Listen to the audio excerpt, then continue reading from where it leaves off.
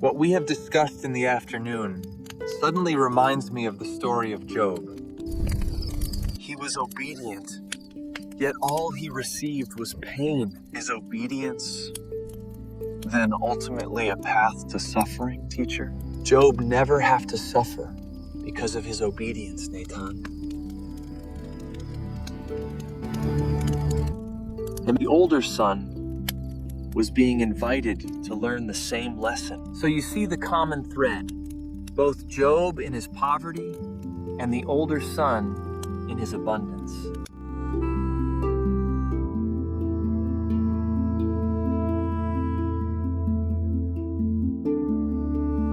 Is it what you think?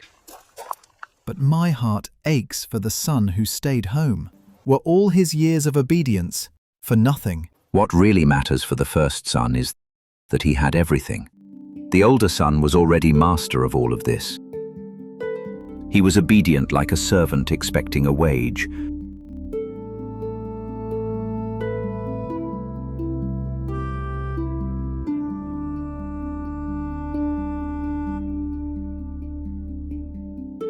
Rabbi, what we have discussed in the afternoon suddenly reminds me of the story of Job. A righteous man, blameless, who suffered so profoundly. He was obedient, yet all he received was pain that he nearly lost himself. The older son grew bitter from feeling unappreciated.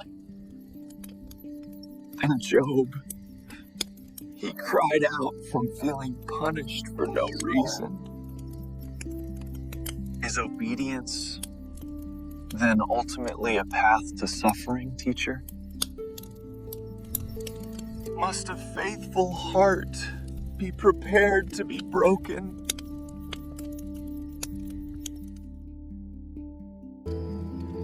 Job never have to suffer because of his obedience, Nathan.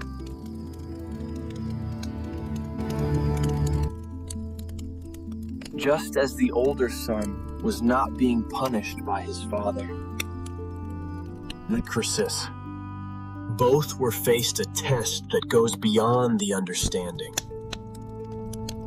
It is the man's understanding of what is fair and unfair.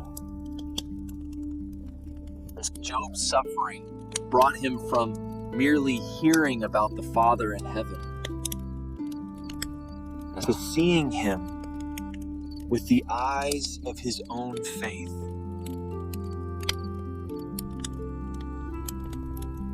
His faith was being purified in the fire.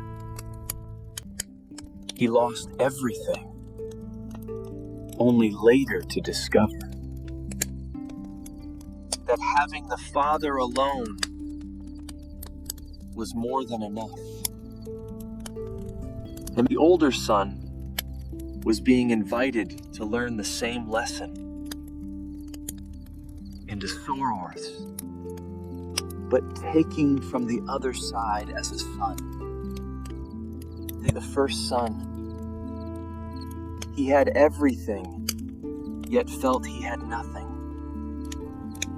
because he did not value the greatest gift, the fellowship with his Father. So you see the common thread, both Job in his poverty and the older son in his abundance. They were being invited to stop keeping score. They were invited to stop seeing their relationship with the Father as a transaction. True obedience is not a path to suffering, nor is it a path to reward. True obedience is the fruit of the relationship itself. Its joy is not found in a feast or in protection from a storm, but in the privilege of walking daily by the Father's side, knowing that you are his child and all that he has is always yours. So, to be a son, not a servant. To enjoy the relationship, not demand the reward. Now you finally understand, my dear. That is the joy that bitterness cannot steal. And the true treasure that suffering cannot destroy.